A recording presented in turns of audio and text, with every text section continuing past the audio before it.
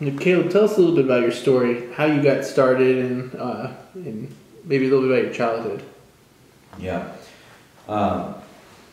My story started in a small town, and it was Harlingen, Texas. It was a really, really small city.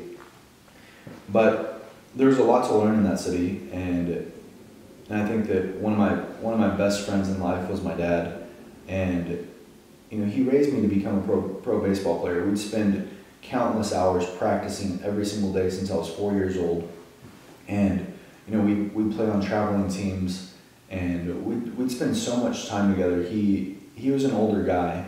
When I was about 5 years old, he was probably in his upper 40s, and so I was raised by a man of wisdom and experience. He shared a lot of stories with me. He shared all his failures, all his successes, some of the things that he regretted. I really got to understand his life story before I grew up. He was a guy that loved fishing, loved baseball, and loved cars, and he was all about those three things. And so growing up was really revolved around these things. We'd go fishing together, and he'd tell me stories on the way fishing. We'd go look for cars together, and we'd restore the cars or build the motors, and he'd tell me stories while we work on the cars. And with baseball, we'd spend countless hours. I mean, yeah, he'd be yelling at me like crazy, but we'd spend countless hours together, and I really got to understand the meaning of life very early on. There was one quote that he told me, and it was a quote that structured my belief system until this day. And the quote is, "It's not I want, it is I am. It's not I want to be, it is I already have. I am successful." And so it all goes into the power of believing. Whatever you believe, it really molds the results of your life. And he taught me early on that just to believe in yourself, believe in your dream. And if you believe, that's just the beginning of that spark that you need to reach the goals that you want to reach in life. And so throughout school and everything growing up, I hit high school, and it was all about baseball. And so I was part of a really, really cool team, a really cool brotherhood of guys. And we took the baseball team there at the high school all the way to the state finals, and we got to the last game, and we played this Houston team, and we got to the very last game, and it was a state championship, and we lost. But the ride, the journey, I think that was my first failure in life, and I don't even call it a failure, but some other people might. But I think really it was my first learning opportunity through something that was almost not so much a tragedy, but something that was just a downer. And I learned a lot from that experience, because I learned that it's never the result. It's the journey. It's definitely the journey. It's the ride. It's the rides and the buses on the way to the games. It's developing those relationships with those key people, and it's working as a team to build things that inspire communities. And I think that that's what we did as just a high school baseball team with a bunch of group of guys that cared about the same vision. And so my dad's vision was really to get an education and to become a pro baseball player. That was his vision for me. And so my senior year, after that game, I get a call from a scout, and I got a scholarship to go play baseball in St. Louis. And so I took it. And so I played my first year and decided that it wasn't the career for me. And my dad was crushed. I mean, he was really crushed, because this was his dream, right? And I moved back to Texas, and I decided to go to A&M and join the engineering school. And that was one thing that made him happy, was that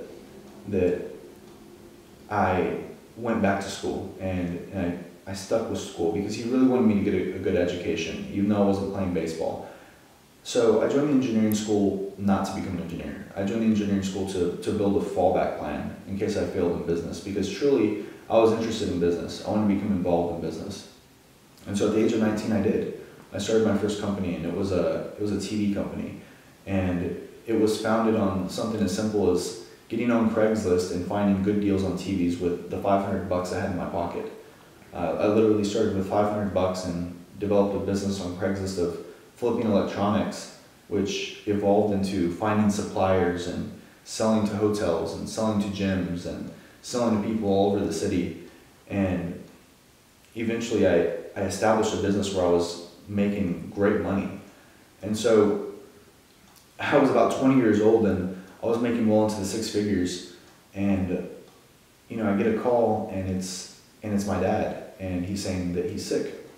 And so I was right on the tipping point of just dropping out of college, because I was going to make more money doing what I was doing than graduating college and getting a regular job. And I was having a lot of fun too. And that call from my dad, well, it ended up him having pneumonia, and he ended up passing away that month. It was February 2010. And the day that he died, it taught me a lot. It made me look back on those 20 years that I had with him, and it made me realize that life is short. That life is short, and if you have something to do, go do it. And if you have a dream, believe in it. And so after that whole experience, it really just changed my life. It motivated me to do things that were beyond my own beliefs, things that I couldn't really understand. And so I slowly kind of got out of the TV business, and I sold it at 21. And at 21, I bought a really nice car, and it was a Porsche. And a friend tapped me on the shoulder and said, "Hey, do you want to trade this car? Do you want to?" He kind of taught me how to develop a car business. And at the time, I really wanted to just concentrate on education. My dad, all he wanted to do was have me graduate. I mean, he told me before he died that the one thing that he'd like me to do and see me do is just graduate college. And so with this opportunity with the car thing going on, I actually took it because I could focus on cars and go to college at the same time. And so I did. And so I started a car business, and it was classics and exotic cars throughout college, and I used the money to just pay my way through college.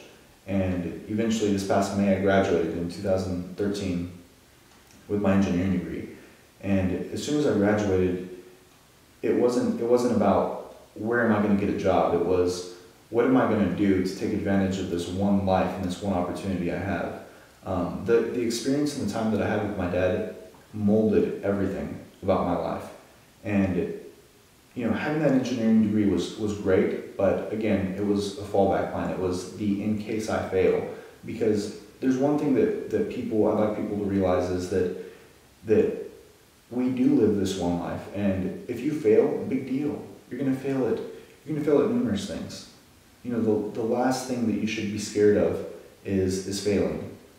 And so I don't really believe much in failure, and I don't believe that failure exists, because just like the state championship in high school, it wasn't about the failure. It was about the journey and the experience on getting there, and learning from those experiences and applying them to the next experience and journey.